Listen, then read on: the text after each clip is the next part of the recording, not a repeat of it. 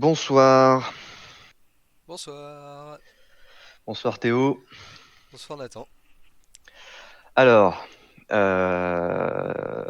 là ça fait bizarre, il n'y a pas de webcam. Donc on est toujours sur le machin de l'intro, mais je vais rapidement mettre l'image de présentation. C'est pas moi. Alors, bah vas-y, je te laisse présenter rapidement. Donc ce soir il y a un lancement d'une Atlas 5 pour le compte de l'armée spatiale La Space des Force. USA. Ouais, voilà, c'est ça, la Space Force. C'est le premier vol pour la Space Force. Ce sera à bord d'une Atlas 5 551 et du coup là ce soir le principe c'est que Nathan va vous parler de la mission. Ensuite je vais vous parler de la fusée. Et Nathan parlera des moteurs. Donc l'idée c'est de décrire comment la fusée techniquement, d'un point de vue technique. On n'abordera pas beaucoup l'histoire des Atlas ce soir, il n'y a pas assez de temps. Mais ça sera l'occasion lors d'un autre live d'aborder ce sujet. Voilà, donc le live officiel du lancement n'est pas encore commencé, encore quelques minutes, encore 6 minutes. Donc on commentera le lancement ensemble aussi. Et voilà, donc pour l'instant j'ai l'image de présentation et on passera sur le live euh, dans 6 minutes. Alors, sachant aussi que tout le long du dive, vu qu'on retransmet, ceux qui regardent le vrai live, le vrai lancement en parallèle, il y aura forcément un petit décalage, évidemment. Alors, donc, la mission, comme on l'a dit, c'est un satellite de la Space Force, c'est le premier satellite américain, donc le corps d'armée pour l'espace américain. Donc c'est l'AEHF-6. AEHF euh, pourquoi AE C'est A, c'est quoi? Advanced. Advanced. c'est sur l'image, hein, c'est Advanced Oui, Extremely c'est, High ouais, je viens Frequency. de le remarquer. Donc Advanced Extremely High Frequency, donc c'est un satellite de télécommunication. Et 6 parce que c'est le sixième. Donc c'est le sixième d'une constellation de 6 satellites. Les 5 autres ont déjà été lancés depuis 2010 et ils sont en orbite géostationnaire. Donc ça nous fait, pour l'armée américaine, une ceinture de satellites autour de la Terre de télécommunications. Donc comme ça, ils peuvent avoir accès à des communications sécurisées et protégées pour l'armée tout autour de la Terre. Et ça, c'est le sixième et le dernier de la constellation. Alors, le satellite en lui-même est construit par Lockheed Martin. Donc ça, c'est pas étonnant parce que c'est à peu près presque tous les satellites militaires américains. De la même manière que nous, Airbus font nos satellites militaires à nous. Il pèse un peu plus de 6 tonnes, hein, 6 tonnes 168 kilos, et donc va être placé comme les 5 autres en orbite géostationnaire. Alors je regarde du côté du live, c'est toujours pas parti. Celui-là en l'occurrence va être placé au-dessus de l'Asie du Sud-Est. Voilà, voilà, et il sera prévu pour durer une quinzaine d'années, normalement. Bon. Et donc, il est lancé sur une Atlas 5. Théo, je te laisse parler de la fusée en elle-même. Alors, comme on l'a dit, on va pas parler énormément des Alors, je te coupe. Est-ce Atlas. que Ouais. déjà, est-ce que Théo, est-ce que pour le public, est-ce que au niveau du son, entre Théo et moi, c'est bon? S'il y en a plus fort que l'autre ou quoi que ce soit, n'hésitez pas à parler dans les commentaires. Et tout au long du live aussi, n'hésitez pas à poser vos questions. Allez, Théo, je te coupe plus.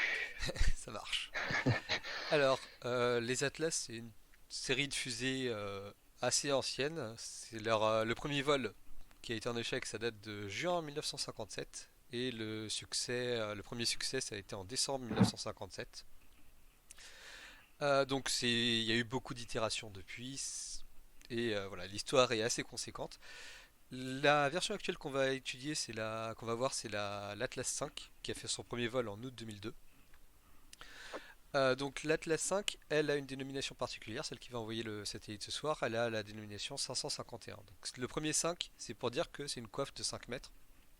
Le deuxième 5, c'est pour dire qu'il y a 5 boosters à propulsion solide. Et le 1, c'est pour dire qu'il y a un seul moteur RL10 sur le second étage. Alors, je vais revenir un peu sur ces particularités. La coiffe de 5 mètres, elle est très grande. En fait, elle englobe donc forcément le satellite, mais elle englobe également ici le second étage. Donc, une des particularités de cet atlas-là, en version 500, c'est de larguer la coiffe avant de larguer le second étage. Sinon, forcément, ça ne pourrait pas très bien fonctionner. Les 5 moteurs solides, alors c'est aussi quelque chose de particulier, c'est les Atlas, c'est un peu c'est du KSP. On peut mettre le nombre de boosters qu'on veut entre 0 et 5. On peut mettre du coup la coiffe, oui j'ai dit elle fait 5 mètres, mais parfois elle peut faire 4 mètres. Donc il y a vraiment, elle est vraiment très modulable. Donc les boosters ils ont une particularité, donc non seulement qu'il y en ait 5 là et qu'on peut en mettre entre 0 et 5, mais également donc du coup ça implique des configurations asymétriques. Elle peut démarrer avec un seul moteur, donc forcément dans ce cas c'est asymétrique, mais quand on en met 2 par exemple, ils seront pas l'un en face de l'autre, quand on en met 5, il y en aura 3 d'un côté et 2 de l'autre. Ça s'explique juste parce qu'à la base ils n'avaient pas pensé à mettre des boosters et qu'il y a des conduites le long de l'extérieur du booster qui empêchent de mettre des boosters où on veut. Le RL10, alors le RL10, grosso modo, c'est un moteur assez particulier, c'est son 500e vol ce soir. Et sur ce second étage, on peut en mettre soit un, soit deux. Pour l'instant, sur les Atlas 5, il a volé qu'une seule fois avec deux moteurs. C'était pour la capsule Starliner, qui a eu lieu du coup en décembre de l'année dernière. Les Atlas 5 ont un très fort taux de succès, donc c'est 100% de succès du point de vue de la charge utile. C'est-à-dire que toutes les charges utiles ont atteint l'orbite. Il y a eu un problème relativement récemment, enfin pas récemment d'ailleurs, il y a eu quelques années, il y a eu un problème avec le moteur principal qui s'est arrêté un peu plus tôt que prévu. Mais le second étage a pris le relais et a réussi à aller justement jusqu'en orbite. Je vois la question sur le carburant. Donc le premier étage est kérosène et oxygène liquide et le second étage est à hydrogène liquide et oxygène liquide. Ouais, de toute façon, on va y revenir au moment des moteurs, hein. C'est ça. Le second étage propulsé par le RL-10, il s'appelle le Centaur et en fait il est utilisé sur plusieurs fusées, notamment sur la Delta également. Ah oui, c'est un point que j'ai pas abordé. Les Atlas sont fabriqués par ULA, United Launch Alliance, euh, et cette entreprise fabrique et les Atlas et les Delta. Et donc elles utilisent le même étage supérieur pour leurs deux fusées. Ça fait des réductions de coûts. Et donc, oui, là, ça va être le 83e vol d'une Atlas 5, mais le 500e vol d'un RL-10. Donc, c'est vraiment un moteur qui est utilisé sur plein de fusées, que ce soit avant, sur des fusées qui ont du coup rien à voir comme les Delta. Donc, Le RL10, on va y venir aussi, c'est un très vieux moteur, hein. Ça a été développé dans les années 50. Donc le RL10, pour ceux qui suivent, sont faits pour Théo. Ah, alors j'ai augmenté un petit peu le son de Théo. Oui, ouais, là, il devrait être pas mal. Euh, d'accord. Alors, tac, tac, tac, tac.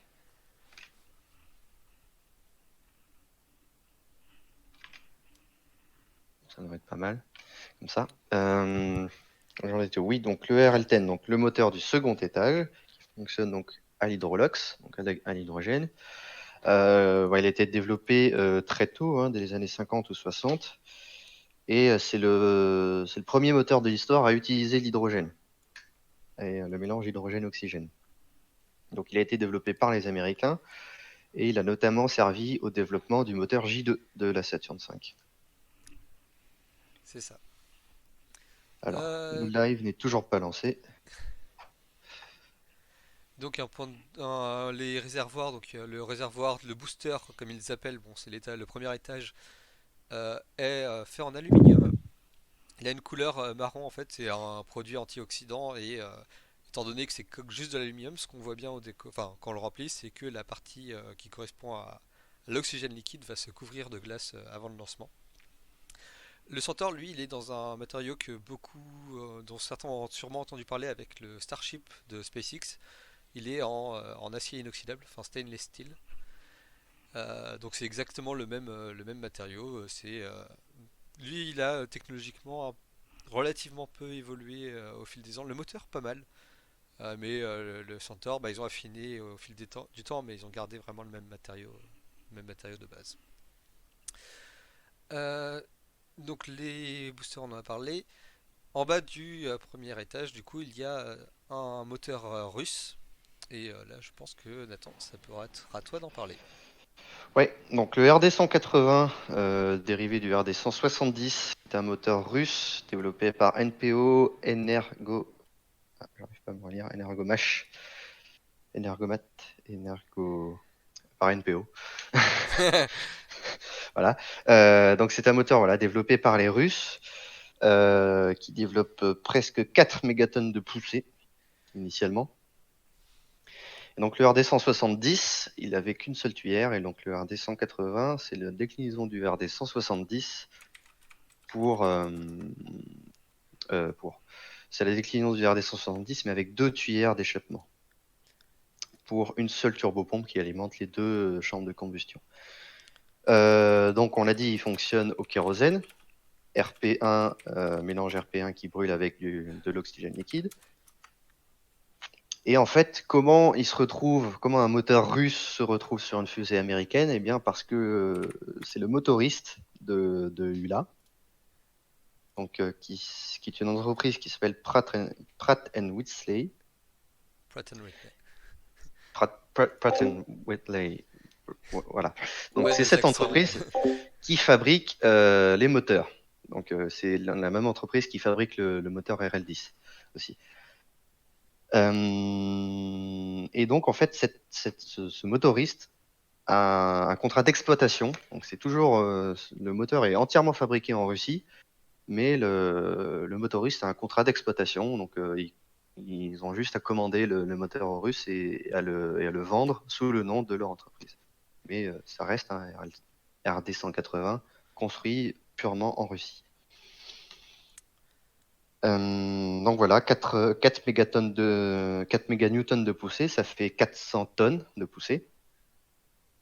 Donc, comme on l'a dit dans le dernier live, c'est la force nécessaire pour soulever 400 tonnes. Et voilà. Voilà à peu près tout ce qu'il y a à dire. À titre de comparaison, le deuxième étage, qui fonctionne à l'hydrogène, ne développe que 102 kilonewtons de poussée, donc à peu près 10 tonnes de poussée. Donc c'est normal, c'est optimisé pour le vide spatial et pour l'efficacité. Pour des longues poussées, on n'a pas besoin de la puissance nécessaire comme on a besoin pour le décollage. Alors le live a commencé. Alors là, il va commencer, mais c'est juste, il montre des. Voilà, c'est quelques images. On n'a pas Par- encore le visuel du lancement pour On l'instant. peut montrer éventuellement la courbe, le ground tracking. Oui, donc ce qu'on va voir. Alors je vais mettre ça. Alors l'image aussi, la grosse image là, c'est le satellite qui va être lancé, donc AEHF-6, qui est en train d'être mis en coiffe. Donc c'est la partie supérieure de la coiffe, puisqu'on a dit la coiffe englobe tout l'étage, le deuxième étage. C'est un satellite qui pèse environ 6 tonnes pour une orbite géostationnaire, là où la capacité de l'Atlas c'est 9 tonnes environ. Voilà.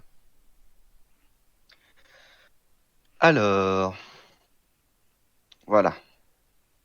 Alors ça c'est le ground track, la trace au sol. On ne la voit pas. Euh, pas Oui, encore, non, hein, elle va, oui, mais le mais je l'ai mis. display. Ouais. Le temps que. Mais donc ça c'est le ground track. Donc là il faut savoir que pour mettre en orbite géostationnaire, ils utilisent une orbite très optimisée. C'est-à-dire que là l'engin spatial avec la fusée et tout ne va même pas avoir le temps de faire le tour de la Terre, qu'elle sera déjà synchronisée avec la rotation de la Terre. Alors pour mieux comprendre, je vais essayer de choper. les étapes.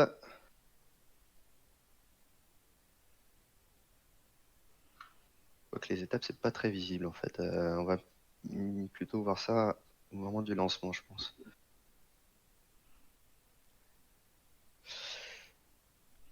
Donc là, ce qui nous attend,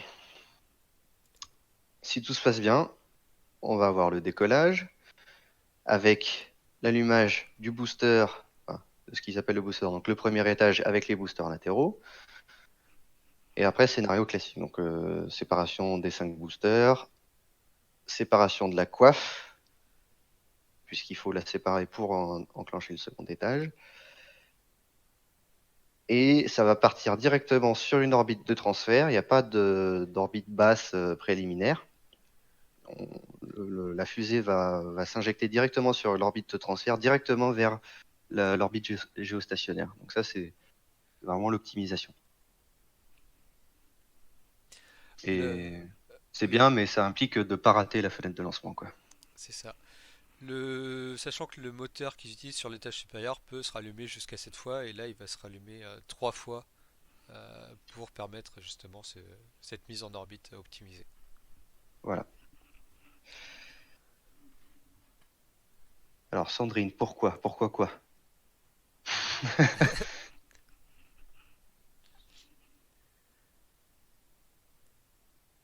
C'est ça, pourquoi pas. Alors oui, il y a un petit délai toujours dans les lives. Ah oui, toujours le délai.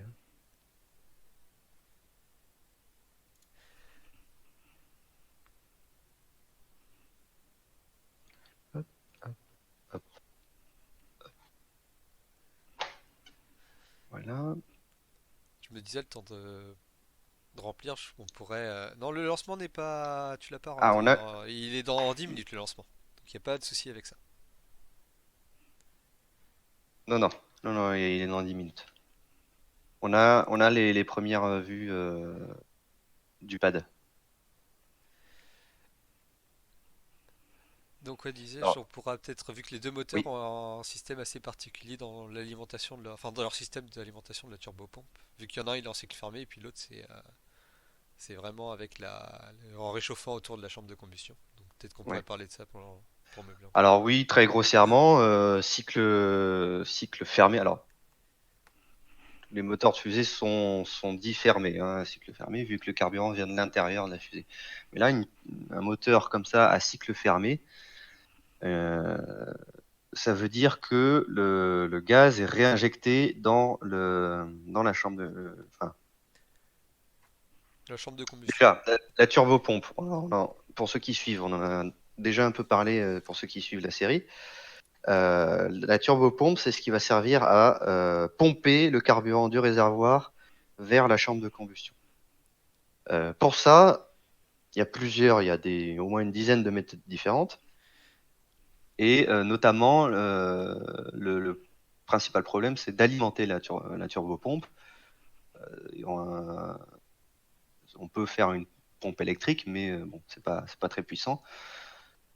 Donc là, il nous faut de la puissance. Donc, ce qu'ils font, c'est que, donc c'est pas que eux, hein, c'est très général. On utilise la combustion des moteurs elles-mêmes pour alimenter la turbopompe et ainsi avoir plus de combustion, etc. Donc, c'est un peu ce qu'on appelle un peu un serpent qui se prend la queue, quoi.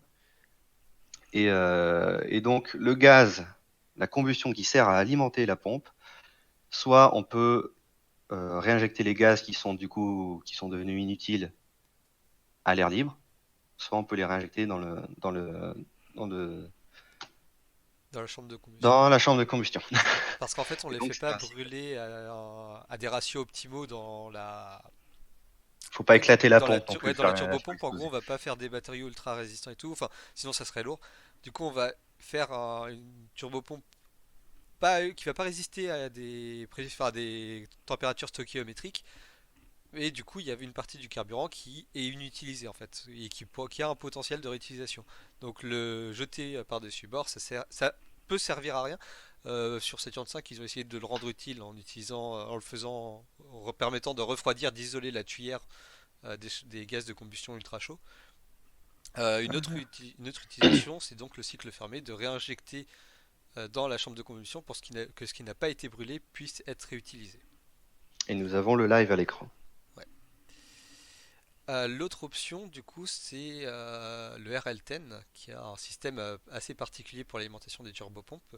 Comme il utilise de l'hydrogène, en fait, ce qu'ils font, c'est qu'ils font passer l'hydrogène dans les murs, on va dire, dans les parois de la chambre de combustion et de la tuyère, pour refroidir la chambre de combustion, mais en parallèle, ça réchauffe l'hydrogène qui y passe, ça lui fait monter en pression, et comme ça peut entraîner la turbopompe. Ça aide à entraîner la turbopompe, et du coup, là, pareil, il n'y a pas de perte d'ergol en fait. Tout est vraiment utilisé dans la chambre de combustion. Alors, corrige-moi si je me trompe, c'est le système de Van Braun, c'est ça? Alors celui-là Est-ce que c'est la peut-être, même chose? je ne sais. Alors j'ai jamais entendu ce nom-là. De réinjecter sur le gaz sur les parois de la tuyère. C'est pour la Saturn V pour rafraîchir. C'est ce qu'il avait fait Oui, pour la. oui, Là oui. je parle vraiment de. Ah oui, donc ça si tu parlais pour le F1 de la Saturn V. Pour le RL10 c'est Gaz vraiment. qui vient coller les parois. Ouais, ça, c'est pour la Saturn V. Mais pour le RL10 c'est pas Oui, ça du coup. Pour le RL10 c'est pas pareil. il reste dans les tuyaux en fait. Il reste fermé. Il reste dans les tuyaux. Et D'accord. c'est juste des tuyaux qui, comme pour les engines, les moteurs de la navette spatiale, ils parcourent tout le long de la tuyère pour la rafraîchir, comme la partie supérieure du moteur F1. Et du coup, après, en gros, on garde vraiment le gaz et Mhm. tout est réinjecté directement dans la chambre de combustion. Donc là, il n'y a vraiment aucune perte. Et du coup, Très bien. Alors, c'est double utilisation. C'est rafraîchir la chambre de combustion et faire monter l'hydrogène qui parcourt les parois en pression. ok. Alors, on parle des boosters. Donc, parlons des boosters. Vu qu'on va pas en parler pendant longtemps, on a combien de... Les boosters, ils vont durer pendant combien de 2 minutes temps? environ, un peu moins. Un peu moins d'une minute. 1 minute 47, nominalement. Donc, les boosters, il n'y a pas des bâtons de poudre dans les boosters. Si, c'est des boosters à poudre.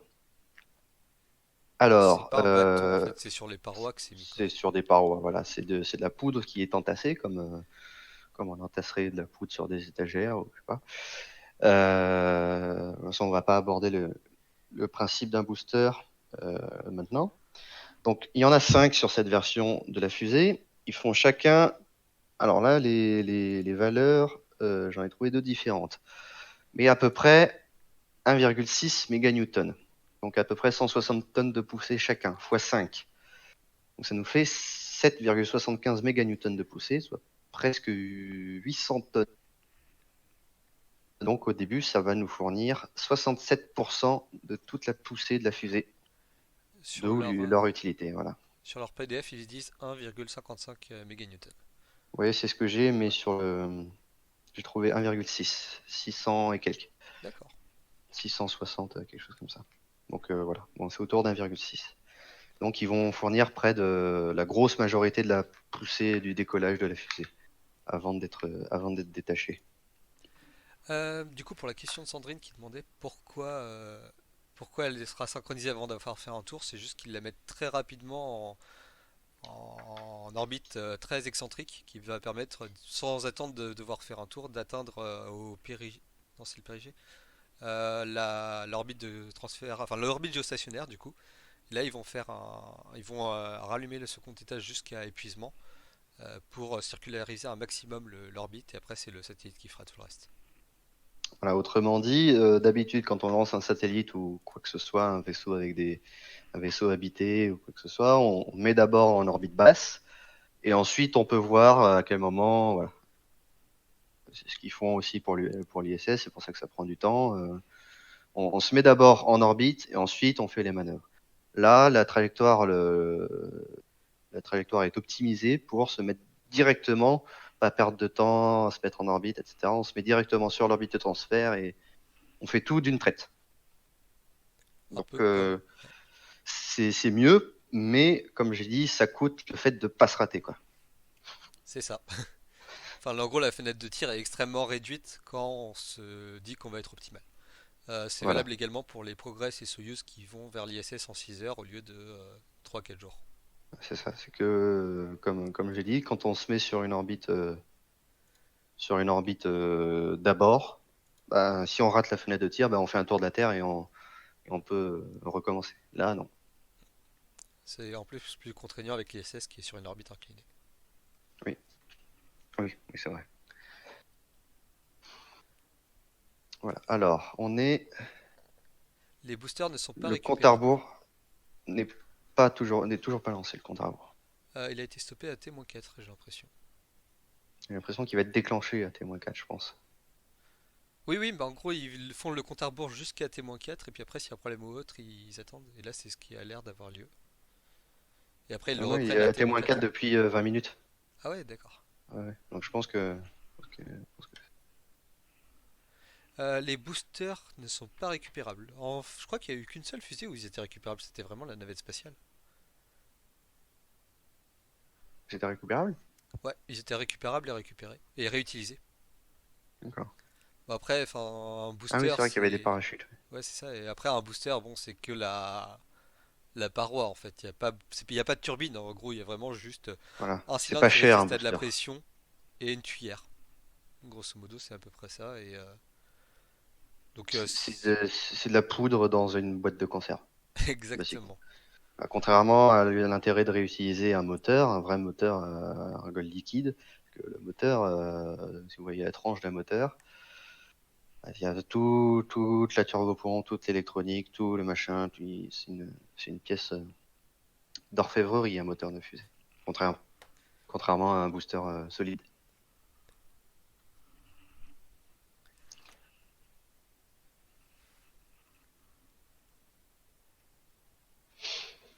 Ok.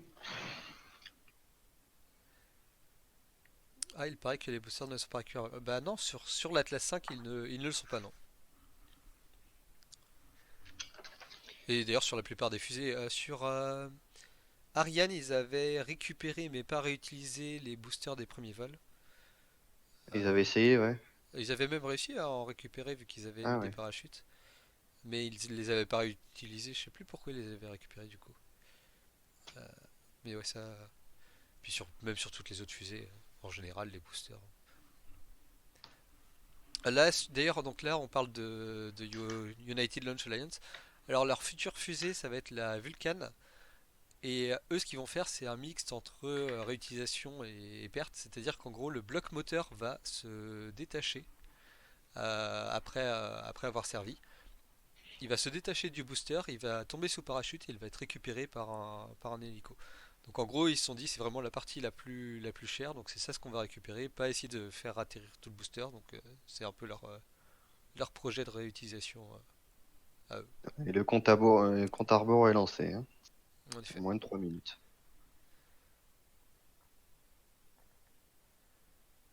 Alors les boosters aussi, la petite particularité de l'Atlas 5, c'est que ils ont changé en 2015. Ça n'est plus un nom que j'ai oublié. Ils ont délégué à une autre entreprise pour fabriquer les boosters. Ils étaient plus petits, plus puissants, ils étaient mieux, quoi. Donc là, au lieu des anciens boosters, depuis 5 ans maintenant, on a des boosters graphite époxy. Donc graphite époxy motor, GEM. Là, c'est le modèle 63. GEM 63. Qui développe donc 1,6 méganewton de poussée.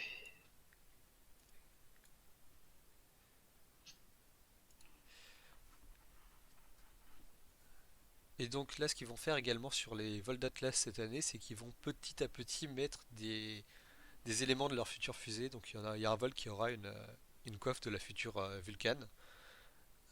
Et donc progressivement, ils testent les technologies qu'ils vont mettre sur leur future fusée. C'est un moyen justement de faire des tests sans trop risquer le tout premier vol, mais en même temps en faisant des tests en conditions réelles. D'ailleurs, s'il y en a qui sont bons en anglais, il y a une vidéo d'une heure de Smarter Everyday qui a fait la visite de construction des Atlas et Delta en compagnie du PDG, et c'est assez enrichissant.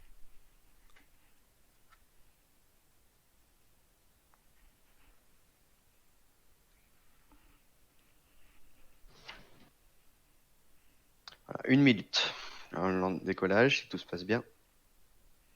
Alors, ça dépend des conditions lumineuses, mais il peut y avoir un flash vert ouais, juste avant l'allumage du moteur principal. Et c'est un peu le système d'allumage. Ils n'ont pas des bougies, ils ont des carburants pas hypergoliques. C'est quoi le nom de cela? Ça réagit avec l'oxygène. Je sais plus si tu connais le nom. Bah, je sais que TEB, tétra. ouais, c'est du butane. Enfin, Ouais, pas du, non, c'est du bore, je crois, non? ouais, Quelque c'est chose. ça. C'est du bore. Donc, il fait une flamme verte. Et l'avantage, c'est il s'enflamme spontanément au contact de l'oxygène. Bah, c'est hypergolique. Alors en fait, non, il y a un nom particulier de. Là, il y en a trois en fait. Il y a du TEB, il y a autre chose, et il y a de l'oxygène. Et quand il y en a trois, ça a encore un Ah. autre nom. Alors, il y a deux questions dont on a parlé au début. Donc, très rapidement, pour rappeler, c'est le lancement d'AEHF-6, satellite de communication militaire. Ah, le compte à rebours est Remis à réinitialisé. Kilimut. Ok. Donc c'est un satellite de communication militaire, le premier de la Space Force américaine, puis la création de la Space Force. Et il va être mis en orbite géostationnaire pour compléter la constellation de 6 satellites, les 5 autres étant déjà lancés. Et avec ces 6 satellites, ils vont former un réseau de communication partout autour du globe pour l'armée américaine. Et la deuxième question, dont on a déjà parlé, quel est le fabricant de la fusée Atlas? C'est l'entreprise ULA. C'est un mix d'entreprises. Donc en effet, Donc, c'est réinitialisé. ouais, il va falloir tout réinitialiser parce que Du coup, ouais, je ne sais pas de combien de temps elle est la durée de cette fenêtre par contre. c'est exactement ce que je suis en train de me demander.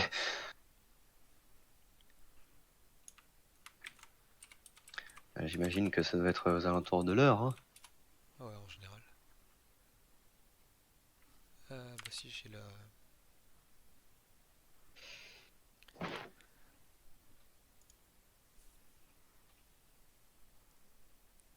du, du, du flash vert au bord. Donc, pour lancer pour allumer certains moteurs de fusée au décollage, ça s'allume pas comme une clé qu'on tourne dans le. Donc, on utilise une espèce d'explosif à base de bore qui va générer la source de chaleur, un peu comme votre briquet quand vous tournez la pierre qui génère l'étincelle pour, euh, pour initier la combustion du carburant. Et donc ceux qui ont l'œil peuvent s'amuser à regarder. Donc pour les Atlas, pour les Falcon, il me semble que c'est la même chose aussi, non? Oui, oui, Falcon, c'est pareil. D'ailleurs, on le voit bien quand ils sont rentrés, enfin quand ils le rallument au moment de l'atterrissage. Oui. Est-ce que Ouais. Yola aura beaucoup à perdre avec SpaceX et Boeing? Alors, avec Boeing, pas sûr. Enfin, Boeing n'est pas vraiment en compétition. Il travaille juste sur la SLS. Donc, c'est pas vraiment en compétition avec ULA. Euh, Avec SpaceX, un peu et encore. Parce qu'en gros, SpaceX a des charges utiles assez importantes en basse altitude. Ouais. Mais il y a quelque chose qui s'appelle le C3, qui est l'énergie caractéristique sur l'envoi vers l'infini ou vers les orbites très gourmandes en énergie. Et le fait que le moteur supérieur soit au kérosène et à l'hydrogène, au kérosène et à l'oxygène chez SpaceX, c'est assez problématique car c'est pas très efficace. Et justement, dès qu'il s'agit d'orbites à haute énergie, les fusées de ULA sont largement supérieures, quoi. Donc je veux dire, il y a un moment où même si c'est moins cher, si la fusée ne peut pas le faire, bah il y a un moment on le fait pas, quoi. Donc on utilise le concurrent. Voilà. D'ailleurs, c'est le même problème qu'ils vont avoir avec Starship étant donné qui ne fonctionne qu'au méthane. Donc pour le voyage interstellaire, c'est problématique, toujours, hein. Comme on l'a dit, les moteurs à hydrogène sont beaucoup moins puissants, hein. Là, on a à peu près 30 fois moins de puissance que l'étage principal, hein. C'est ça.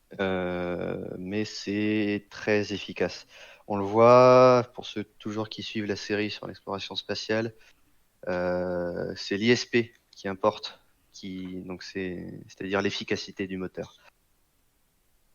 Donc les moteurs à hydrogène, en général, qui sont beaucoup moins puissants, et encore pire, comme on va en parler aussi, les moteurs qui équipent le satellite en question les moteurs ioniques, les moteurs électriques sont très très peu puissants, mais très très efficaces. Donc, ils permettent d'être utilisés pendant de très longues durées pour faire soit beaucoup de manœuvres, soit des manœuvres très longues et pouvoir voyager loin. J'ai retrouvé le nom du type de carburant, c'est les carburants pyrophoriques. Pyrophorique. Ok. Donc t'en as trois, dont l'oxygène, et ça semble flamme spontanément.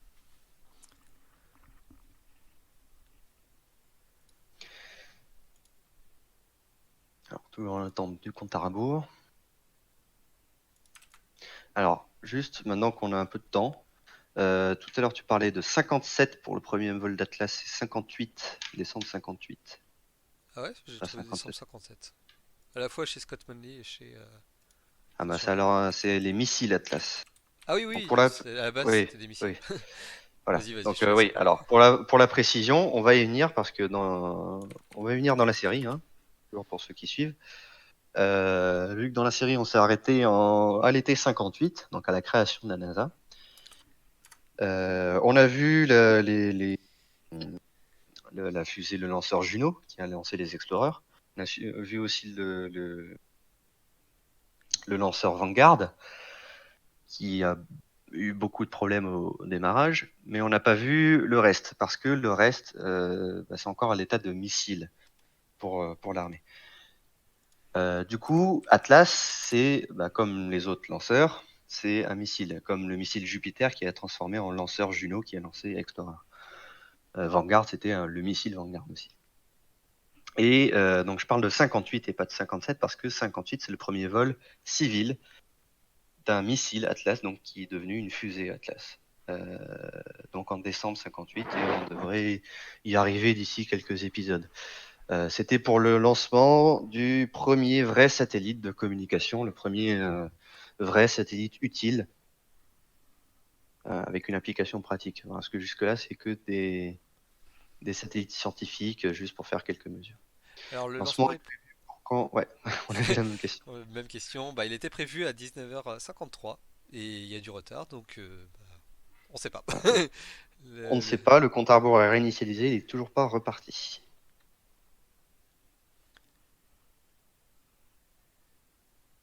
Ça, c'est les joies des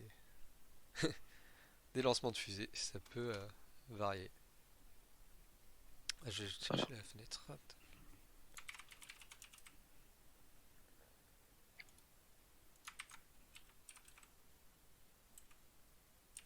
Ah, elle est 2 heures la fenêtre quand Ah bah ça va. même. Moi, il y a des chances qu'il Donc si lance. dans 2 heures elle est toujours pas partie, c'est que c'est reporté. Ouais, c'est ça, c'est l'ordre de l'heure. Ouais. Bon, Il eh y a bien, plus de flexibilité qu'avec non, l'ISS. c'est pas ça. Voilà, c'est ça. Donc là, on revoit le satellite à l'écran. On va parler du satellite maintenant. J'avoue. Vérifie, check le live quand même, parce que du Oui, coup, oui, je vois plus le. je l'ai, t'inquiète. Alors, le satellite. Parlons du coup du satellite, comme tout bon satellite qui se respecte, il a aussi des moteurs propres à lui. Euh, donc le satellite, comme on l'a dit, c'est un satellite de télécommunication. Donc il a une quinzaine d'antennes différentes. Des antennes pour les signaux ascendants, des antennes pour les signaux descendants vers la Terre, des antennes pour les communications intersatellites.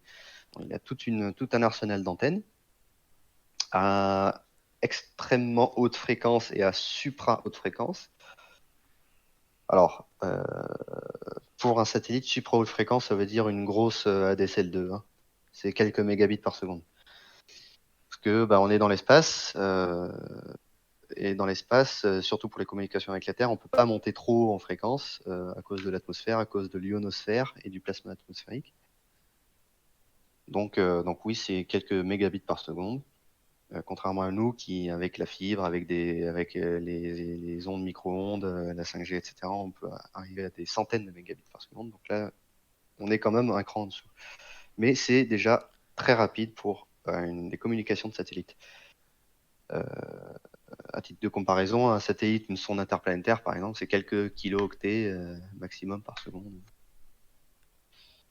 vu qu'on a le temps dans l'espace. De toute façon. Alors, Donc ce satellite, c'est quoi? Vas-y. il y avait une question, donc combien de tonnes de poussée pour s'extraire de la gravité terrestre? Donc là, c'est variable selon les variantes, mais du coup, je te laisse reparler des Ah oui, chiffres. oui, ça dépend de ce qu'on veut envoyer, hein. Si on veut envoyer un char d'assaut en orbite, il faut une très très grosse fusée, donc beaucoup de poussée. Donc là, on veut envoyer 6 tonnes. La fusée, tu avais dit, c'était aux alentours de 9 tonnes maximales qu'on peut envoyer avec cette Cette fusée. version, ouais. Avec la version, parce que Euh, après, suivant les versions, tu peux envoyer moins avec moins de boosters. oui, avec cette version-là. Donc cette version-là, il y a l'étage principal avec le moteur RD 180. Hop, est-ce que c'est cette photo? C'est pas cette photo. Cette photo, non, c'est pas cette photo. Voilà l'image du RD 180. Et 5 boosters à poudre. Donc le RD 180, on a dit, c'est presque 4 méganewtons de poussée. Et les 5 boosters qui font au total presque 8 méganewtons de poussée. Ça fait à peu près 11 méganewtons de poussée. Donc en tonnes, ça fait quelques 1100 tonnes de poussée. Quelque chose comme ça. Pour une fusée de 600 tonnes. Voilà, donc il y a un bon rapport poids-puissance, hein. Là, il y a un rapport à puissance assez important. Et j'ai vu, la poussée va définir le poids de ce qu'on peut embarquer, c'est plutôt le poids qu'on veut envoyer va Ouais, contraindre la fusée qu'on va utiliser et les boosters qu'on va mettre dessus. Parce que le moteur, les moteurs ont en fait une certaine plage de puissance de laquelle ils peuvent pas trop sortir. Donc ils ont une puissance maximale, mais aussi une puissance minimale de fonctionnement stable. Et donc en gros, bah, si on va envoyer quelque chose à un certain endroit, on va se dire quelle est la fusée la plus appropriée pour ça. toujours à 4 minutes. Le compte à rebours n'est toujours pas lancé.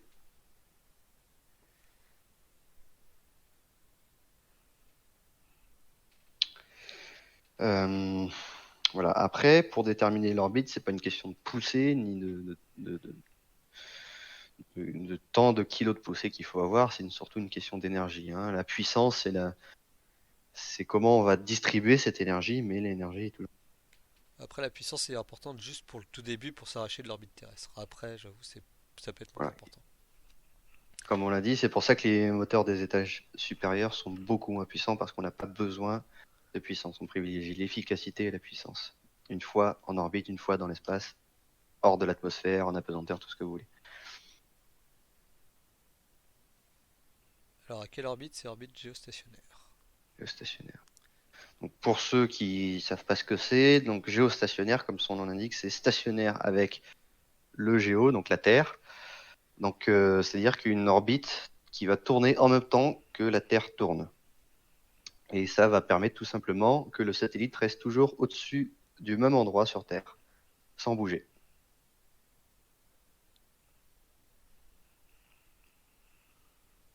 Ah, du coup, ouais, tu peux peut-être reprendre l'explication du satellite, je sais plus où t'en étais. Oui, le satellite, donc les antennes, toute une batterie, tout un arsenal d'antennes pour différentes utilisations. Le tout alimenté par deux grosses lignes de panneaux solaires.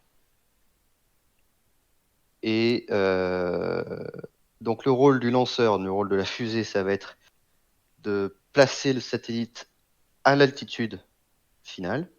Et ensuite, le satellite, tout seul comme un grand, va terminer les dernières manœuvres pour se placer à la trajectoire finale, propre, nickel. Donc pour faire ça, le satellite, bah, c'est pas juste un bloc avec de l'électronique et des antennes, il y a aussi un bloc de propulsion, comme dans presque tous les satellites, à part les satellites du début de l'ère spatiale.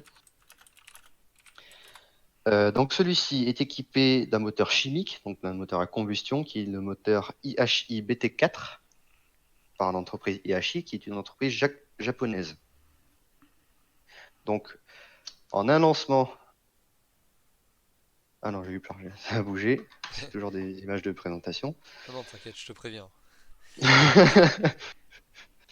Donc, en un lancement, on a une fusée qui est équipée d'un moteur russe et le satellite qui est équipé d'un moteur japonais.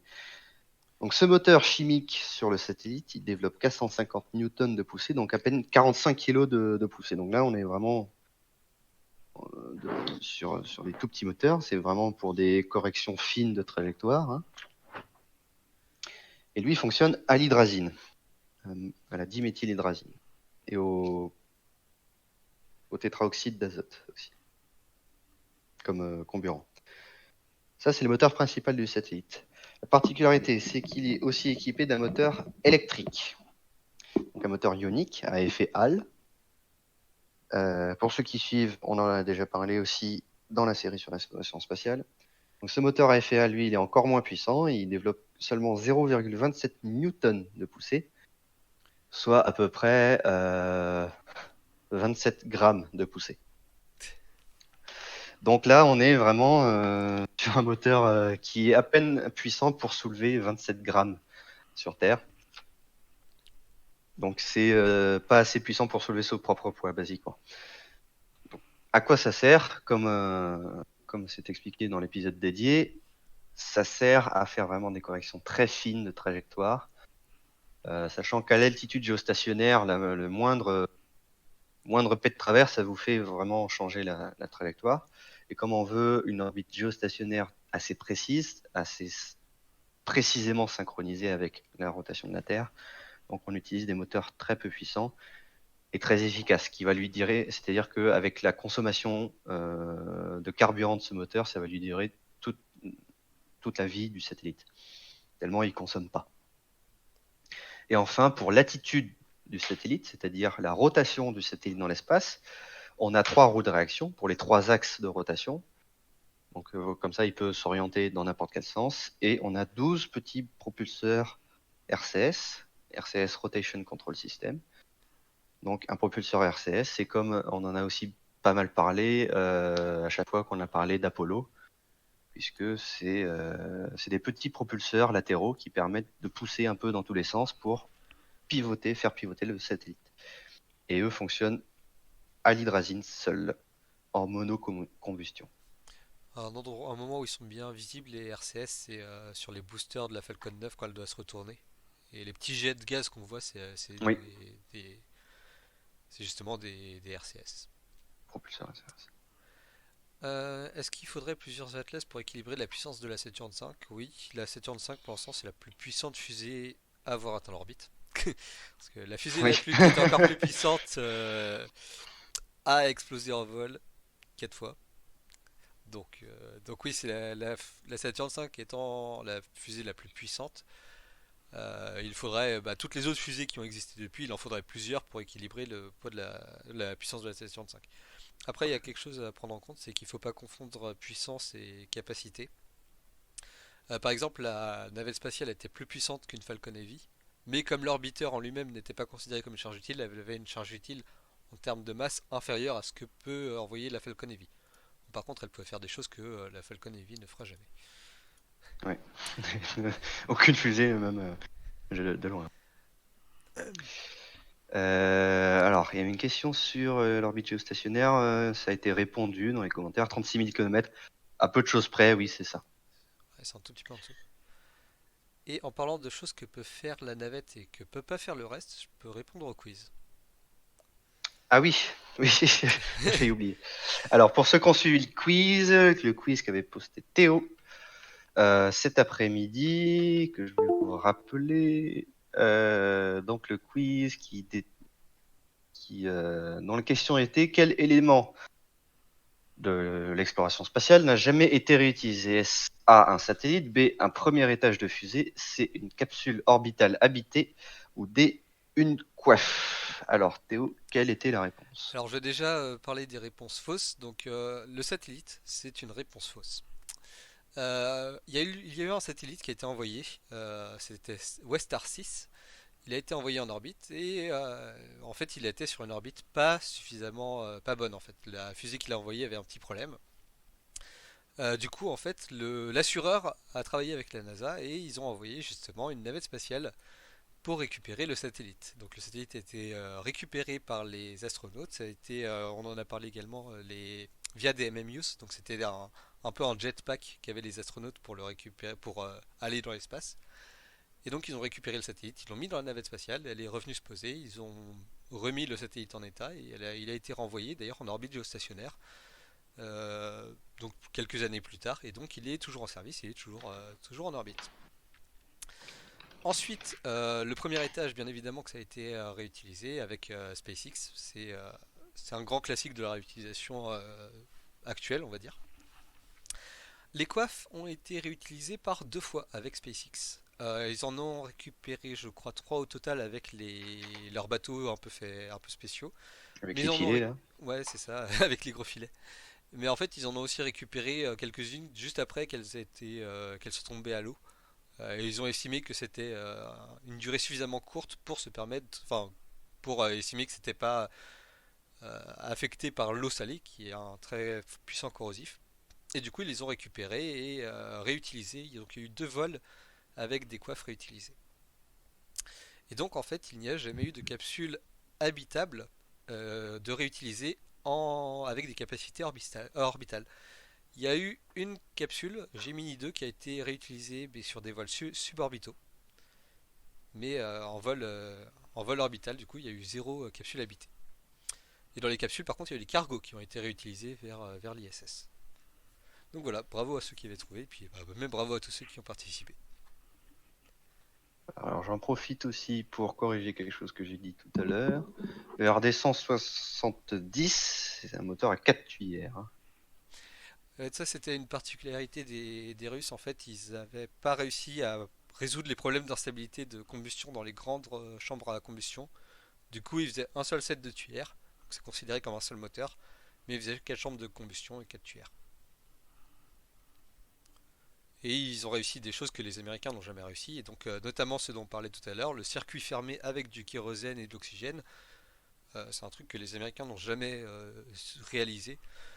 Euh, ouais, tu voulais dire? Alors, on a des news. Ah, nice. Donc, il y a une panne du système hydraulique au sol. Donc, ils seraient en train de travailler dessus. Ah oui. Euh, on verra. On verra. Mais il y a une panne du système hydraulique au sol. Enfin, une panne. Il y a un défaut. Alors, il n'y a pas eu un satellite en fin de vie qui a reçu un aide pour prolonger sa vie. Si, ça a été fait récemment. Grosso Très modo, en récemment, fait, ouais. il était en fin de vie uniquement parce qu'il n'avait plus de carburant. Donc, comme Nathan l'a expliqué, en orbite géostationnaire, en fait, avec la Lune qui est à côté, l'orbite est un peu instable et donc il faut compenser régulièrement et ça utilise du carburant. Et du coup, comme l'électronique était OK, ce qu'ils ont envoyé, c'est un module uniquement avec un moteur de l'électronique, mais pour lui-même, en fait, juste pour le module, pour garder l'attitude, et du carburant propulseur électronique. Et c'est tout, en fait. Et donc, il s'est fixé au satellite en question, et il va pouvoir, du coup, l'aider à maintenir son orbite, et comme ça, toute l'électronique qui était intacte, bah, elle va continuer à pouvoir être utilisée un peu plus longtemps. Et de ce que j'ai compris, ils vont également après mettre le satellite sur une orbite poubelle et en dépanner un autre. Enfin, c'est ce qui est prévu après, est-ce qu'ils vont réussir? Donc, c'est une première, hein, bien sûr. Oui, D'ailleurs, si je ne me trompe pas, c'est le premier rendez-vous en orbite par l'industrie spatiale. il me semble aussi que j'avais entendu ça, oui. Ouais. Est-ce qu'on veut une bière? Oui, volontiers. Oui, ah, il y a du vin, non, il n'y en a plus. Voilà.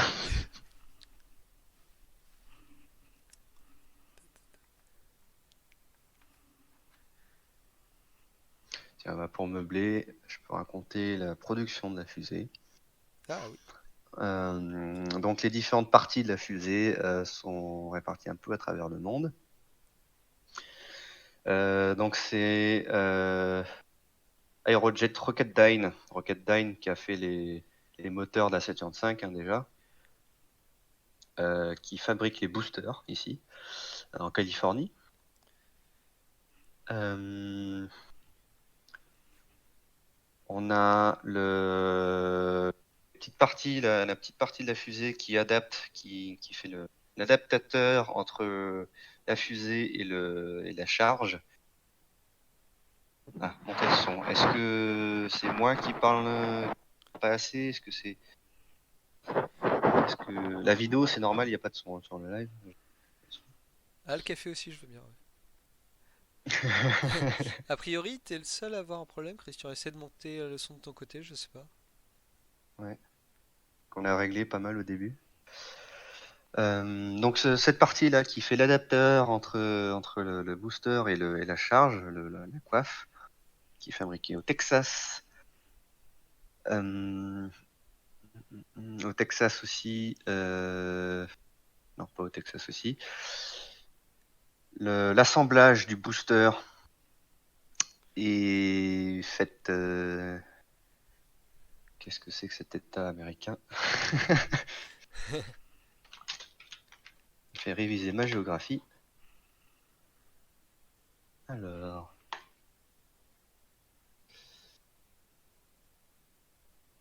en Alabama. Donc l'assemblage du premier étage,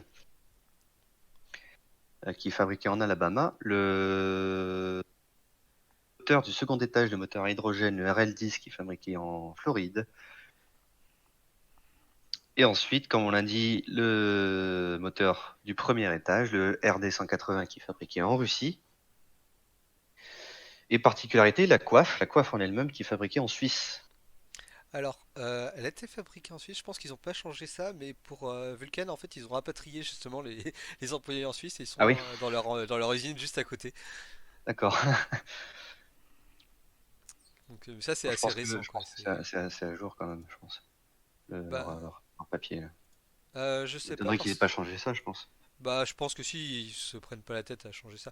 Il en avait parlé justement le PDG dans la vidéo de Smarter Everyday. Il avait dit, ouais, on a ramené, ils sont juste à côté. D'accord. C'était ça qui est marrant. Ok.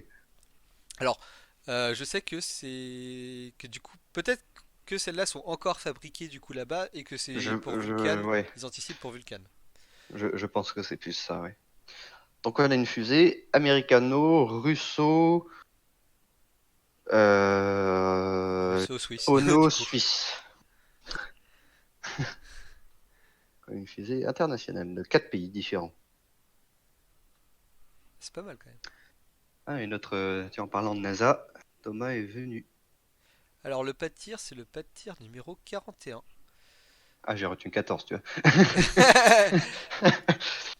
Alors, il y a quelque chose d'intéressant au Kennedy Space Center, c'est que il y a le Kennedy Space Center et il y a Cap Canaveral Air Force qui sont juste à côté en fait. Et donc, il me semble que celui-là, le pas de tir 41, il est à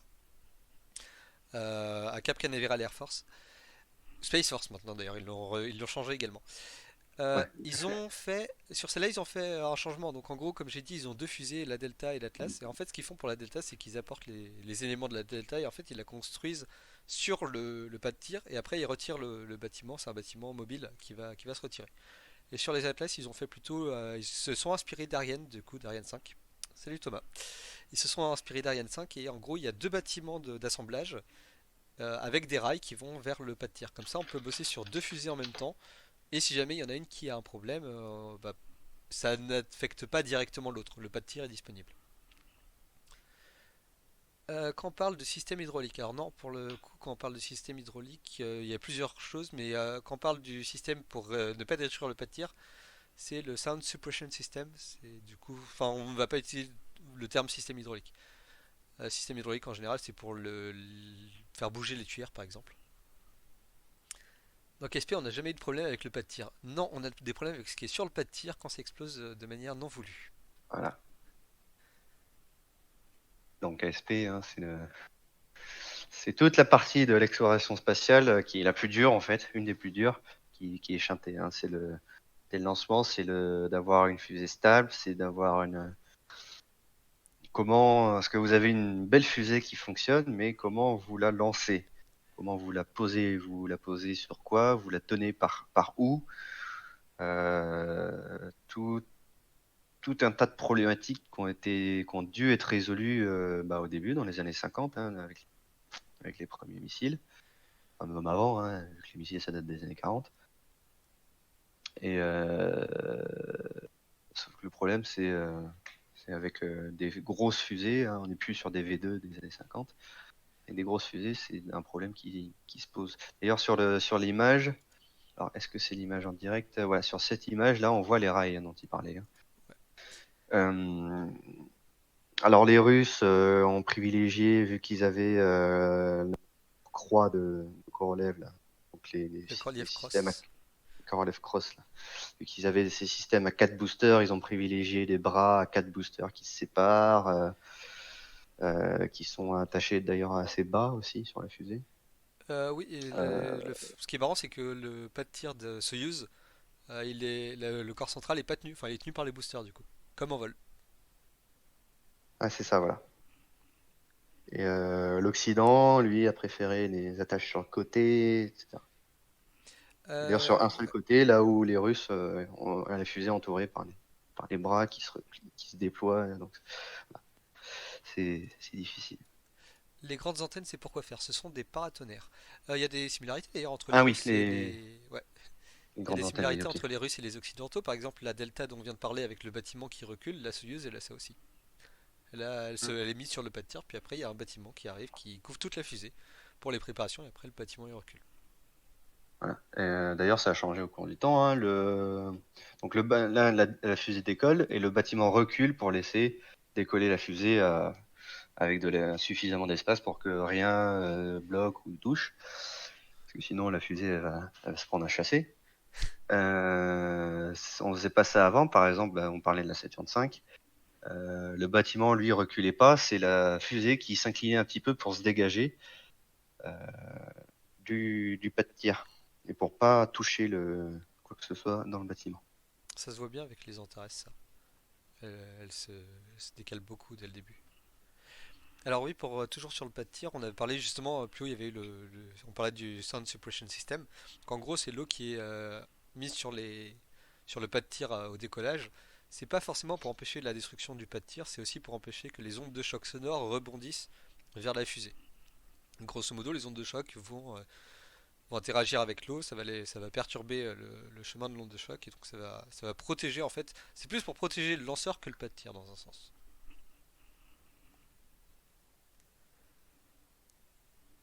Ah, on est toujours à 4 minutes, je sais pas si. Alors, je vais quand même essayer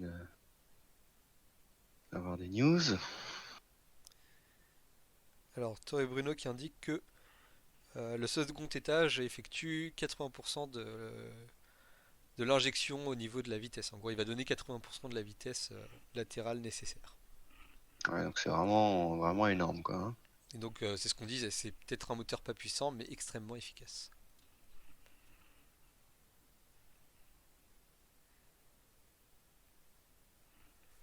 Non, sur ULA, ils disent ils continuent à travailler dessus.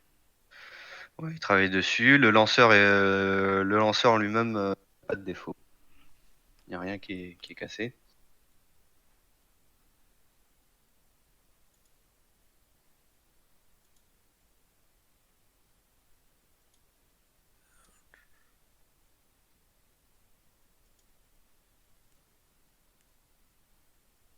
Alors, le lancement est pour quelle heure? Il était prévu à 19h57. Il y a trois quarts d'heure, Et quoi. voilà, il est retardé et on ne sait pas, on n'a pas plus d'infos là. Les infos qu'on a, c'est il y a un problème sur l'hydraulique au sol, c'est ça?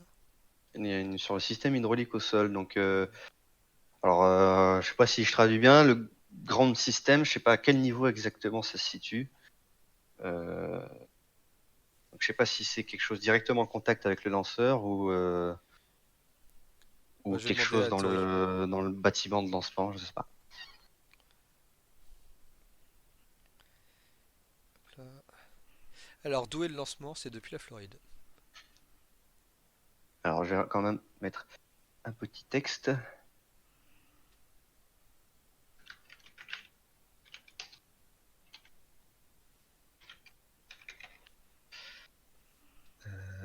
Un peu moins gros.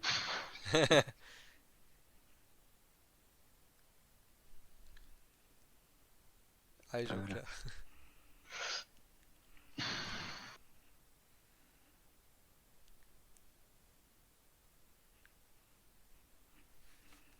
Alors, ce lancement, bah pareil. Tac.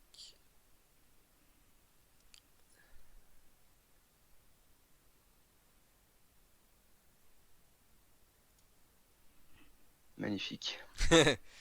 Au moins, il y a l'info. Donc oui, c'est en gros, il y a le temps dans le countdown, ça correspond à des endroits où eux, ils en sont dans les checklists. Et du coup, grosso modo, ils sont pas obligés de reprendre tout à zéro. Par exemple, s'ils reprennent à moins de 4 minutes, ils reprennent toutes les procédures pour les 4 minutes qui précèdent le lancement. Donc là, s'ils sont en attente, c'est qu'ils règlent ça, mais après, quand ça repartira, on saura qu'il nous reste 4 minutes. Tant qu'on verra en fait le petit truc rouge, ça veut dire que c'est mort. Ah,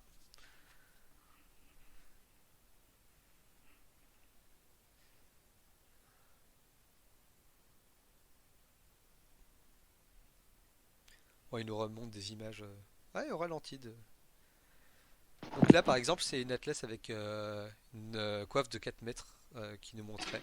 Et la coiffe est beaucoup plus petite que celle avec la coiffe de 5 mètres. Et là, donc pour la coiffe de 4 mètres, c'est juste le satellite qui est dans la coiffe et pas le second étage. Ah, là, on voit les premières atlas là. Et là, ouais, maintenant, c'est les premières Atlas. Donc là, c'était à l'époque des missiles. Voilà, une atlas plus récente Alors et une atlas 5. ouais. Pour les premières Atlas, en gros, comme ils savaient pas s'ils pouvaient allumer un moteur en vol, ce qu'ils avaient fait, c'est qu'il y avait trois moteurs au lancement. Il y avait juste deux moteurs qui étaient largués en vol, en fait. Là où nous, on largue maintenant un étage entier. Là, c'était juste deux moteurs qui étaient largués. Donc ça permettait de gagner du poids, de gagner. Mais après, c'est voilà, on les voit bien là. Et c'était enfin, la technique de séparation de l'époque. C'était au moins on est sûr que tous les moteurs sont allumés. Donc oui, Voilà, bon, et comparé aux petits missiles, hein, c'est pas des missiles courte portée. Là, on parle d'une fusée, donc c'est un but intercontinental. Hein. donc là, on voit l'échec de la toute première en juin 1957, où a priori il y a eu des remontées de flammes dans l'ordinateur, qui a causé un petit problème de perte de contrôle. 1957, en juin Juin 1957. 1957, c'est le premier Je me lancement rappelle, à avec cette époque, échec. personne n'avait atteint l'orbite. Hein, C'est ça. on rappelle.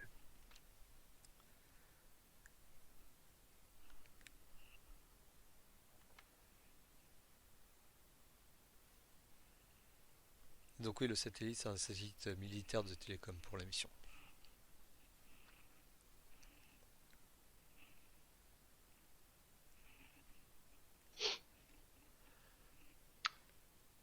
La petite flamme qu'on voit là, c'est un moteur vernier, c'est-à-dire que les moteurs ne pouvaient pas, surtout en orbite en fait, comme il n'y avait plus qu'un seul moteur pour contrôler comment tourner, en fait, bah, un seul moteur c'est pas suffisant, et donc il y avait ce petit moteur là qui permettait de contrôler le roulis de la fusée. La manière des moteurs des blocs RCS, hein, c'est un moteur latéral pour Là on le voit bien. mieux orienter la fusée.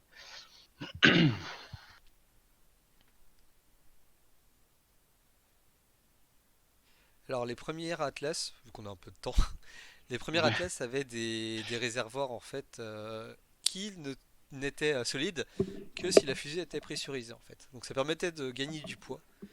Mais si on perdait la pression, et c'est arrivé une ou deux fois, bah, la fusée se repliait sur elle-même. Grosso modo, elle était souvent assemblée à l'horizontale et elle était vraiment mise à la verticale une fois pleine et pour être sûr vraiment Voilà, qu'on n'avait pas de c'est soucis. intéressant, on voit les capsules Mercury pour les missions Friendship. C'est certainement John Glenn qu'on voit d'ailleurs. Euh, c'est le premier américain en orbite. Hein. Et c'est une Atlas qu'il a lancée. On voit la tour De sauvetage. d'échappement là, le sauvetage et l'atterrissage. Ah, là, c'est la vidéo que j'avais montrée de la fusée, de la sonde qui s'était crashée volontairement sur la Lune. Sachant qu'en 59, il y a eu les premiers jalons lunaires faits par les soviétiques encore. Et Atlas, la fusée Atlas, c'était l'objectif principal, c'est de pouvoir concurrencer les Russes pour la Lune. Ça a été développé par les missiles Atlas. C'était quelle branche de l'armée déjà? Il me semble que c'était l'Air Force. Ah non, C'est l'Air Force. non parce que même à l'époque, il y avait Par exemple, le SR-71, c'était même pas opéré par l'Air Force, c'était opéré par la CIA. Donc c'est pas impossible que c'était pareil. Donc Air Force. Air Force ou CIA, du coup. Ouais, ok. Donc l'Air Force qui a rejoint directement la NASA hein, à sa création, de même que la Navy qui développait les fusées Vanguard, avec les satellites Vanguard dont on a parlé dans les séries. Et, euh, et donc ça permettait de concurrencer les Russes à l'approche de la décennie des années 60, avec un lanceur assez puissant. Avant que les décisions ne reviennent sur l'équipe de Van Braun, de l'armée de terre, du coup, qui n'a rejoint la NASA que 2 ans après sa création. Donc là, on voit les premières Delta 3 ou 5, je crois, avec des boosters latéraux.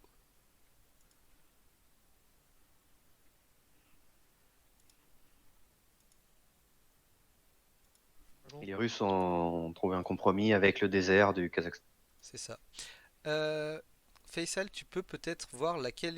T'as les paramètres, normalement, tu as accès aux paramètres pour augmenter la qualité de la vidéo. Parce que je suis en Facebook permet pas d'aller au-dessus de 720p, hein, 30 Ouais, mais c'est fps. déjà pas mal, quoi. 720p, c'est de la HD. C'est pas Full HD, mais c'est de la HD. C'est la réalité qui est bien faite.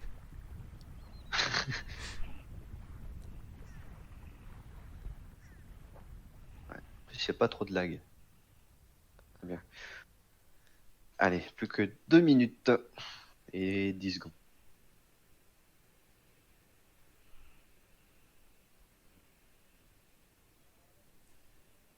T-minus 1 minute Et 59 toi, tu vois, seconds. mec. Vehicle internal. 155, Un site de lancement près de chez ton ex. Sandrine, c'est pas très gentil. 150. Securing Centaur Alors, on LH2. a passé les 2 minutes. Securing Centaur LO2. 140, Launch enabled. 137,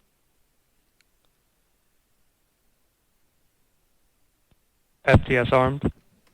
T-minus 1 90 minute seconds. 30. The launch vehicle, payload, ground systems, and eastern range are Et go la for meuf launch. reparle, c'est pas vrai.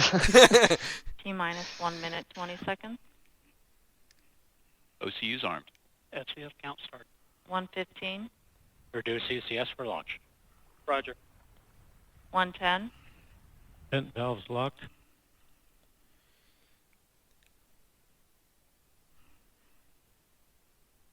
T-minus 1 minute. T-minus Rock. 1 Et minute. allez, plus qu'une minute. Range green. Les voyants sont au vert. Vous allez voir que les boosters ne sont pas tous séparés en même temps. Il y a un petit décalage pour éviter. Et alors, vous voyez sur les différents plans, hein, ce qu'on parlait au tout début, 2 boosters d'un côté, 3 de l'autre. T-minus 40 C'est seconds. totalement asymétrique. Hein. Stable at step 3. Difficulté de... Le centre de contrôle est légèrement désaxé, il est à quelques kilomètres du pas de tir. Il y en a un seul pour, en fait, pour tout Kennedy Center, T-minus Space, 28 Canaveral. seconds. ECS reduced for launch. Elle décolle de 25 quel pays? De la seconds. Floride, Status check. du Cap Canaveral. Go Atlas. Go Centaur. Donc des USA. Go AEHF 6. Allez, on va être parti. Le countdown ne s'affiche plus. Et donc, halt! T-minus 10, Oh là, Nine. Est-ce qu'on l'entend? 8, 7, 9, 6, 8, 5, 7, 4, Ah, j'ai de l'avance pour toi. 3, 2. We have ignition. And liftoff of the Décollage. United Launch Alliance Atlas V rocket with AEHF 6 on the first mission for the United States Space Force. Alors, je regarde sur le replay, sur le décalage du live. Ouais, il y a un petit décalage. Ouais, on voit la... Pour ceux qui ont remarqué, on voit le petit, la petite flamme verte. Et donc voilà, on a enfin un décollage avec près de 11 méganewtons de poussée, donc à peu près plus d'un millier de tonnes de poussée livrée par les moteurs et 70% de la poussée qui est fournie par les boosters latéraux, les 5 boosters à poussée latéraux. Qui font la fumée qui est derrière. Voilà, c'est typique, cette grosse fumée, ce gros panache de fumée blanche là, c'est typique des boosters à Coming poudre. up on 1 minute into flight. La SRB flamme du chamber moteur pressures principal, remain on la nominal voit at pas this time. trop. Vehicle is Alors, 10 C'est le miles bruit in des altitude, boosters qu'on n'entend pas 6 naturellement. miles downrange, Ah si, au traveling démarrage, at par contre, on entend vite fait les 2300 miles per hour. monter en puissance.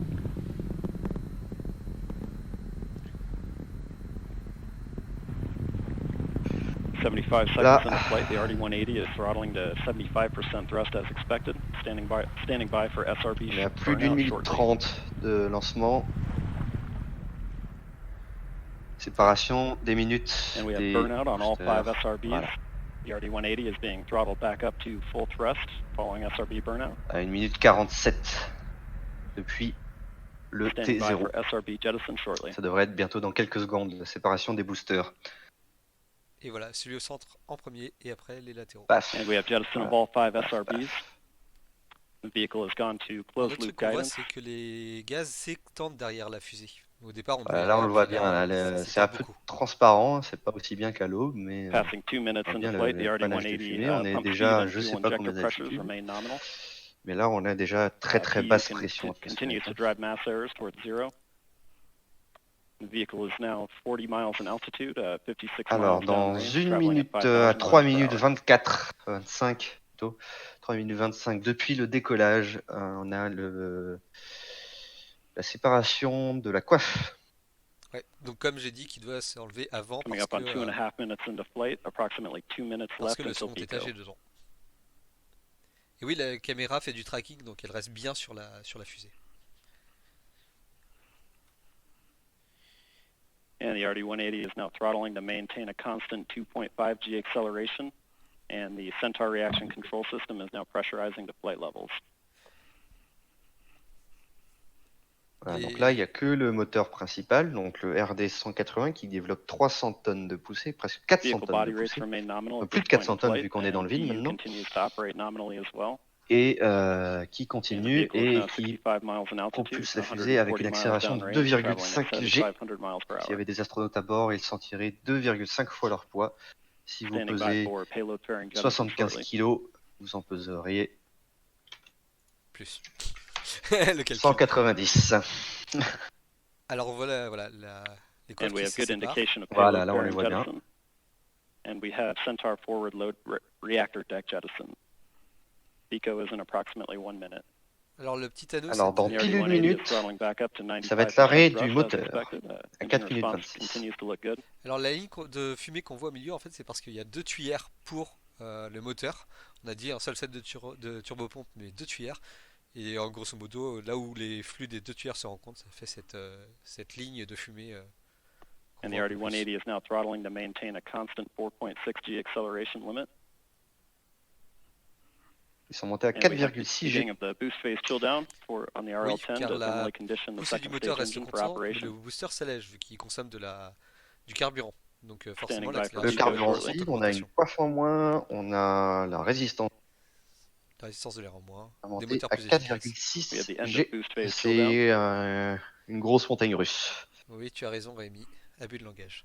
And we have Pico booster engine cutoff. Oui, exactement. Oui. On est And passé we en have vue good 3D. Atlas Centaur separation. Voilà, le Beko, We have booster engine indication of cutoff, restart donc on le the moteur s'est RL-10. arrêté. Et on va, Standing quelques by secondes for après, nose j'allais 1. dire, voilà, And la we have séparation. ignition on the RL-10. Seeing good response from Et RL-10 allumage. operating parameters and Centaur body rates at the beginning of the burn.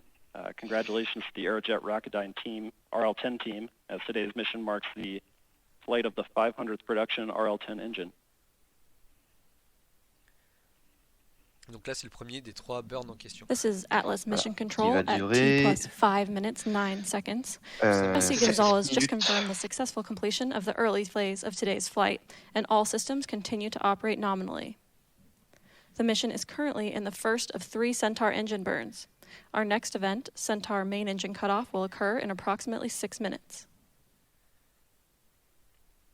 Et donc les caméras, en 6 fait, elles minutes, font du du coup. tracking, celles qu'on a vues depuis le sol. Earlier this week, I Elles font had du the tracking. opportunity to hear from General J.T. Thompson regarding the tireless work his team puts into getting national security missions in space.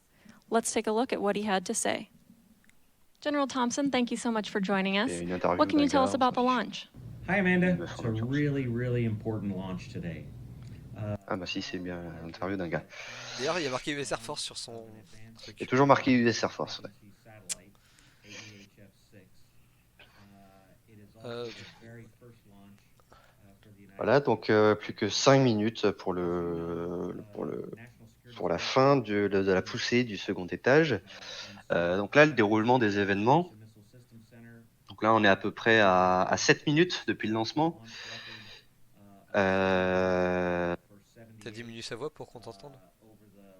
Je l'ai coupé. Ok, bah parfait. Alors, le débat sur la pollution spatiale, il y a déjà eu un article par Nathan sur le sujet. Donc, grosso modo, dans la charte qui est épinglée tout en haut du groupe, j'ai mis un commentaire avec plusieurs liens. Et notamment le lien vers justement cet article sur les débris spatiaux. Donc si vous voulez aller voir, c'est là-dedans. Il y a aussi beaucoup d'autres liens pour apprendre et autres. Et notamment la série spatiale de Nathan, un article d'Adrien également.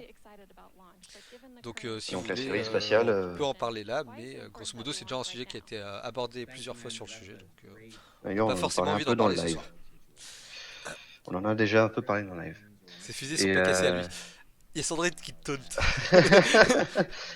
Oui, mais Sandrine, elle est bourrée. Voilà. Et donc oui, la série sur l'espace dont on a parlé aussi, auquel on a pas mal fait référence durant ce live. Donc, je sais pas, ils auraient dû mettre un coupeur quand même. Temps. Dommage. Oui, bah, c'est pas SpaceX, hein. Pour leur com, c'est pas encore à revoir. Ouais, c'est bien, mais peut-être. Donc, bon, allez, on doit être à 8 minutes depuis le lancement, 8-9 minutes. On est en plein la poussée du second étage. La première poussée du second étage est en train de se faire. Elle va s'éteindre au bout de 11 minutes, presque 12 minutes, à partir du lancement. Ensuite, pendant 11 minutes, le Newton sera aux commandes. Hein. Le moteur sera éteint et il ne se rallumera qu'au bout de 23 minutes à partir du lancement. Donc Alors, il brûlera pendant 6 minutes. je vois une question sur, a priori, une vingtaine d'objets brillants dans le ciel qui aura été vus. C'est peut-être probablement des satellites Starlink. Hein. Ah oui, il y a ça qu'on peut parler. À la fin de la deuxième poussée, donc là on est toujours à la première. Oui, et le CubeSat. À la fin de la deuxième poussée, là on parle d'un instant qui va se produire dans à peu près 20 minutes. Hein. On a sûrement éteint le live d'ici là. Donc dans 20 minutes, la deuxième poussée va s'arrêter du second étage et on va libérer un petit CubeSat parce que le satellite AEHF6 n'est pas la seule cargaison de ce lancement. On a aussi un petit CubeSat qui s'appelle TDO2. C'est petit CubeSat, il est gros quand même, hein, c'est 12 unités. Donc un gros CubeSat qui est chargé avec de ce qu'on a compris du matériel à tester, des équipements technologiques à tester dans le cadre de futures missions spatiales, notamment pour l'armée. Et Notamment avec des systèmes de calibration optique, des choses comme ça. Donc c'est un satellite pour tester. Ouais. En gros, c'est des technologies qui vont être embarquées dans des petits satellites futurs de l'US Air Force, donc de la Space Force. Donc là, par exemple, le satellite principal c'est 6 tonnes, mais le but c'est des satellites de quelques dizaines ou centaines de kilos, mais beaucoup plus petits que lors de l'atome. Alors les satellites Starlink, grosso modo, l'idée officielle c'est de faire un réseau internet accessible à pour tout le monde. Bon, ils ne seront pas accessibles dans les pays qui ne désirent pas avoir ce service. La Russie a déjà fait savoir que c'était mort. Comment en être sûr? Je pense qu'il faut faire Starlink Tracking. J'imagine qu'il y a des sites pour le voir. Ça peut pas être toute chose. Hein, des satellites à la ligne, c'est du Starlink. Voilà, donc ça c'est dans 20 minutes, proche d'un quart d'heure maintenant. Le largage du petit CubeSat. Et ensuite, après le largage, 9 minutes après le largage, donc 9 minutes, 10 minutes après le... Non. Si c'est ça, le largage du CubeSat, il va être allumé, c'est ça? Alors attends, 7 minutes après le largage du CubeSat et 8 minutes après la fin de la deuxième poussée du second étage, il y a la troisième poussée, le début de la troisième poussée qui va durer... Ah non, j'ai mal compté. Hein. Non. Donc dans un quart d'heure, la deuxième poussée s'arrête, le CubeSat est largué, et ensuite, ça veut dire qu'on est sur l'orbite de transfert. Et seulement dans 5 heures, la troisième poussée va s'allumer pour compléter le transfert d'une orbite à l'autre et pour se mettre sur l'orbite géostationnaire. C'est quasiment Ce un sera transfert pas- de Hohmann. C'est oui, oui, sauf qu'on passe pas par une première orbite circulaire. C'est ça. Donc on va compléter l'orbite dans 5 heures et ensuite le satellite 5h40 après le décollage. Et le satellite, lui, va poursuivre avec les moteurs dont on a parlé. Les moteurs qui sont à son propre bord pour atteindre l'orbite finale, l'orbite parfaite, parfaitement synchrone, etc. Alors Christian, tu sembles avoir un peu confondu. OneWeb, c'est en partenariat avec Arianespace et Starlink. Et donc c'est différent de Arianespace, mais c'est Arianespace qui les lance. C'est Airbus, quoi. Ouais, voilà. Alors que Starlink, c'est Pardon. SpaceX et Elon Musk. Donc c'est vraiment deux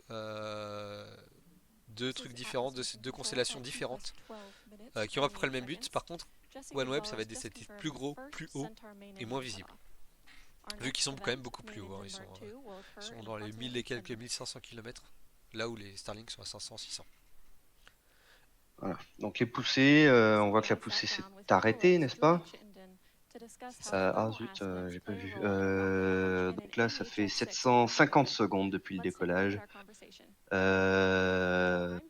Sur une orbite, hein, c'est marrant. Donc une orbite elliptique entre 185 et 322 km.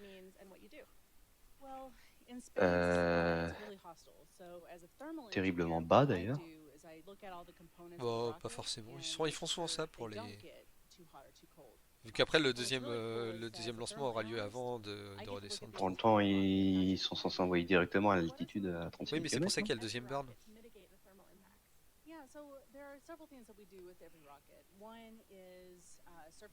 Mais il brûle à l'apogée. Pourquoi il ferait ça alors? Exactement, je sais pas, mais grosso modo, ils feront une première orbite un peu elliptique pour le premier burn, donc ce qui vient d'être fait. Après, ils vont refaire un deuxième burn qui va il brûle à l'apogée de l'ellipse et circularisé, mais l'apogée là, elle est pas au géo. Bon. Non, et c'est le deuxième burn qui mettra l'apogée au géo. Il y a 3 burns là. Et c'est le troisième burn qui circularisera depuis le géo. Ah oui, parce qu'il y a le deuxième burn, il s'est pas fait, oui. C'est pour ça. Oui, il manque un deuxième burn. Ouais. D'ailleurs, il parle d'Orion. Oui, donc Orion, le module de service qui est fait par Airbus Defence and Space. Et Lockheed. Et Orion est fait par Lockheed. Orion est fait par Lockheed et le module de service est fait par Airbus. Ouais, c'est ça. Donc américano-européen. Ils sont en train d'en parler ici pour meubler, comme nous on est en train de faire. Et d'ailleurs, justement, ce sera propulsé, l'étage qui supportera cet ensemble aura 4 RL-10, donc comme ceux qu'on a. Enfin, comme ceux que l'Atlas a, là, il y en a un, mais du coup, il y en aura 4 pour le moteur du second étage. Voilà, et donc, comme on a dit, 6 heures après le lancement, 6 heures après le lancement, le set sera largué et il continuera tout seul sa route pour ajuster son orbite et atteindre la précision voulue. Voilà. Je pense qu'on a tout dit. Je pense aussi. Donc un beau lancement et le live sera disponible en replay, hein, bien sûr. Pour ceux qui ont raté ou qui en ont raté une partie, ça fait 2h10 de live. Merci le retard. Et je vous encourage au moins la partie du décollage pour essayer de repérer cet éclat vert pour l'allumage qui est intéressant à voir. Alors, j'ai regardé, on le voit bien. D'accord.